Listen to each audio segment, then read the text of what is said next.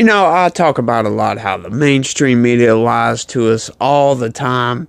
They do it in a very clever way, I should say, because they could be factually correct and still be lying if you can even possibly do that. You know, what kind of a person do you have to be factually correct but skew those facts to suit a narrative, right? Think about that for a second. What kind of person would actually do that? Well, the mainstream media does this all the time, and it's, you know, verifiable. You can prove it. It happens all the time. They did it really, really bad with COVID. Did it all the time. Did it with COVID and Trump.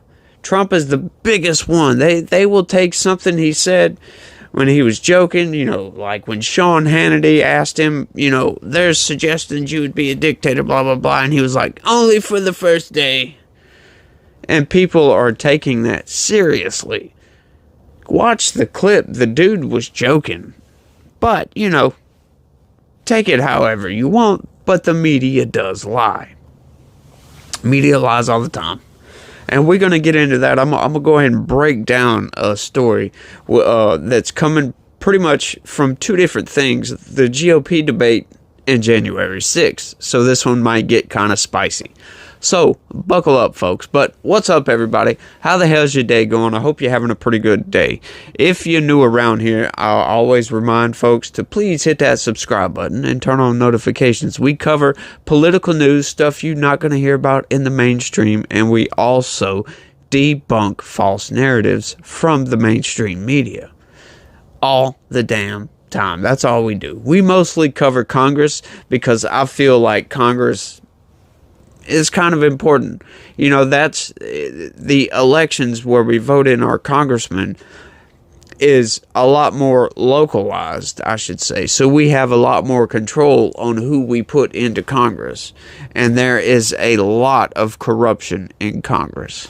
So I try to push congressional news, I should say. That's mostly what I cover. I always try to cover some congressional stuff because we really need to know what's going on with Congress because they are the power of the purse, for one. And number two, they are the lawmaking branch of our government. And they are the ones that represent us as the people. And a lot of people just brush off Congress as some corrupt, you know, organization that we have no control over. Well, that's not true. We have a lot of control and power over Congress. You know, it just takes a little bit of effort, you know, write your congressman a letter. You know, the old way of saying it, write him a letter. But these days, you send him an email, make a video, send him a video, put it on YouTube, do whatever you got to do. You know, make your voice heard. That's what I always like to say. But smash that like button for me if you don't mind. I sure would appreciate it. But I'm not going to rant too much today. We're just going to get straight into it from this point. So, here we go. A January 6th rioter praised Vivek Ramaswamy at his sentencing for suggesting Riot was an inside job. Now, like I said the other day, Vivek got up on stage and spit some facts. Claimed that January 6th was an inside job. He didn't claim that it was an inside job.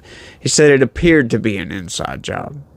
Well, you go look up the definition of an inside job, and you're about to see why the mainstream narrative machine is lying about what he was saying.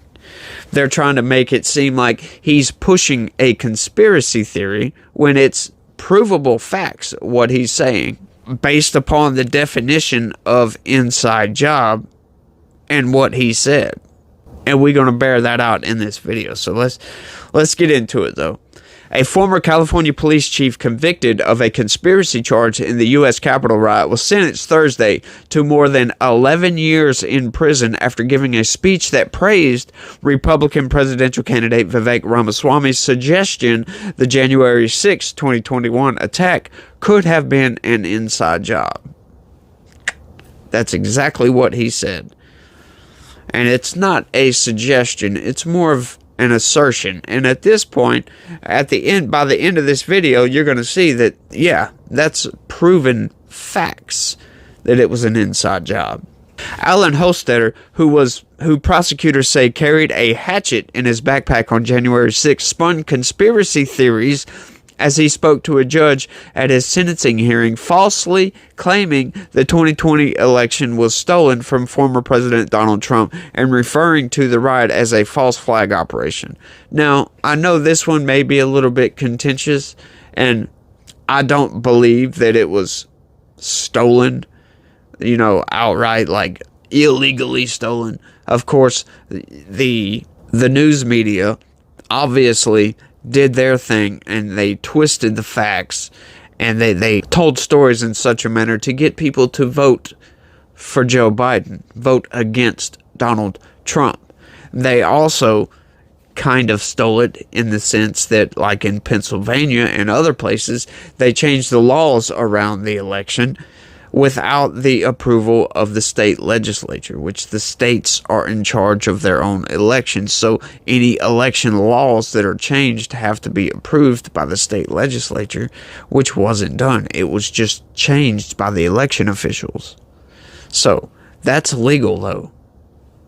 Obviously, because the Supreme Court didn't even want to hear Texas versus Pennsylvania.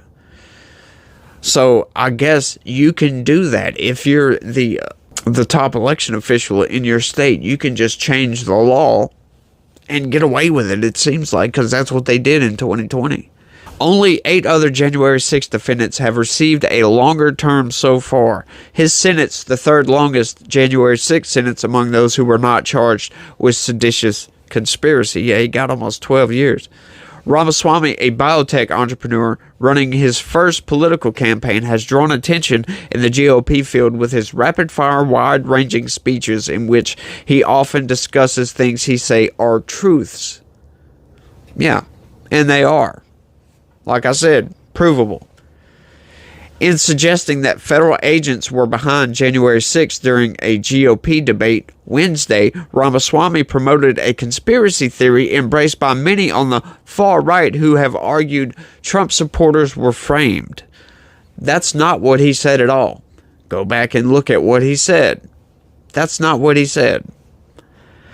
There is no evidence to back up those claims, and FBI Director Christopher Wray has said the notion that somehow the violence at the Capitol on January 6 was part of some operation orchestrated by FBI sources and agents is ludicrous. That's also false. That's not what they're saying at all. There is proof that there were agents in the crowd at January 6th at the Capitol on that day. There's proof of that. There is congressional committee hearings proving that. And no, nobody thinks, well, I ain't gonna say that. Nobody in their right mind thinks that the FBI orchestrated January 6th. No, we all know it was a bunch of bumbling idiots that made a mistake, went into the Capitol. That was on one side of the Capitol, the violent side. But on the other side, where it becomes an inside job and where I can prove it was an inside job, Capitol police officers were letting people into the building. Were letting the January 6 rioters into the building peacefully. That's why you see all these videos of people on that day just walking through the Capitol. Jacob Chansley, the QAnon shaman, was being escorted by like 4 Capitol police officers walking all over the place. They were opening doors for the guy, walking into Senate chambers. That's all provable. There's all video of this. And I will show it right now. Yeah, so as you can see right here, there is police officers just letting people in the building. This is just one of many clips showing, these so-called January 6th Capitol rioters going into the building, police just letting them in. This was the other side of the Capitol riot, the part that wasn't a riot. The part where, yeah, this was an inside job because some of these people that you're seeing in this video were arrested and charged with, whatever they were charged with. They weren't violent. They left and went home that day. They weren't arrested until months later. We're going to go ahead and keep rolling. Ramaswamy's campaign did not immediately respond to a message-seeking comment. Oh, see, there they go again, making it seem like he's not going to say nothing about it. You can send somebody an email and sit there for a minute. Oh, well, they didn't immediately respond. And they're going to add that into the story. What? I mean, come on, man. At least try to make it. Leave that out for one, or at least say they haven't responded at all. See, the way that that's worded right there, they did not immediately respond. You could ask somebody a question. If they got to think about it, they didn't immediately respond. And especially if you send somebody an email or even call them if they don't answer the damn phone, they didn't immediately respond. Come on, man. Why would they even throw that in there? That's such a... It's just a tool that the mainstream narrative machine uses to twist their little narrative. It's little things like that you got to watch out for, man. Hostetter, who defended himself at his bench trial with help from a standby attorney, said Ramaswamy's mention shows ideas like this are no longer fringe theories. No, like I've proven in this video, they're proved. Proven facts. U.S. District Judge Royce Lamberth said Hostetter's conviction wasn't about his beliefs, but rather for crossing police lines, being part of the riot that interrupted Congress as they certified the 2020 election. He handed down a 135-month sentence, close to the more than 12-year sentence prosecutors have requested. Sorry about that, guys. Prosecutor Anthony Marino pointed to posts Hostetter had made before January 6, including one about putting the fear of God into members of Congress. This is not a case that's just about words. This man took actions based on those words, he said, detailing knives and other gear Hostetter also brought to Washington. A defense attorney advising him, Karen Kinney, argued that Hostetter didn't push against police lines or enter the Capitol building. Hostetter also maintained that he did not bring his hatchet into the Capitol. Hostetter was convicted in July of 4 counts, including conspiracy to obstruct an official proceeding and entering a restricted area with a deadly or dangerous weapon. Notice in there, though, that there's no violence charges, no attacking Capitol police officers, or no kind of battery, anything like that. What was it? Conspiracy to obstruct an official proceeding and entering a restricted area with a deadly or dangerous weapon. That's it. Didn't say he got violent, none of that. And he got close to 12 years. Yeah, this system is skewed toward these people. They are making examples out of them. Hostetter had previously served as police chief in La Habra, California, near Los Angeles, but had moved on to teaching yoga when he founded a nonprofit called the American Phoenix Project in the spring of 2020. He used the tax-exempt organization to oppose COVID-19 restrictions and to advocate for violence against political opponents after the 2020 presidential election. Now that, I say, is terrible, and you should not do that. I would suggest to any and everybody, do not advocate for violence at all, please. Hostetter was arrested in June. Wow, that's like 6 months later. 2021, along with 5 other men. Their indictment linked 4 of Hostetter's co-defendants to the 3 Percenters wing of the militia movement. Their name refers to the myth that only 3% of Americans fought against the British in the Revolutionary War. See, there's another lie. They say it's a myth that only 3% of Americans fought against the British in the Revolutionary War. No, I'm sorry. 0% of Americans fought against the British in the Revolutionary War because there were no Americans. These were all British citizens. God damn. These people are weird.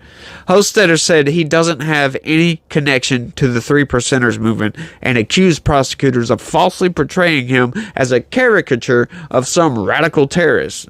Yeah, he was a police chief, so take that for what you want. Approximately 1,200 people have been charged with Capitol riot-related federal crimes. Roughly 900 of them pleaded guilty or have been convicted by a judge or jury over trials. Over 700 of them have been sentenced, with roughly two-thirds receiving prison sentences ranging from 3 days to 22 years. That was Enrique Tarrio, the leader of the Proud Boys, who wasn't even present on January 6th, got that. So, I just wanted to throw this video out there for you guys right quick, just to show, signs to look for, things to watch out when you are getting your news from the mainstream narrative machine. Watch out for stuff like that. These people lie. They're factually correct, but are lying through their teeth about whatever they're saying. You know what I'm saying? And this stuff is provable. All you got to do is pay attention. Just a little bit. Pay attention to what's going on around you. And that's all I got for this video. Trying to keep it short because I will be hopefully coming with another video this afternoon. So let me know down in the comments what you guys think about all this. Was this sentence justified? I don't think it was. If the dude didn't get violent, which it sounds like he didn't, he carried a hatchet in there. 12 years, dude? Jesus, that's a lot. Let me know what you think. What should his sentence have been? Give me your opinion. Tell me what you think. That's all I got for this one. Thanks for watching. And y'all try to be positive and have a good one. Peace.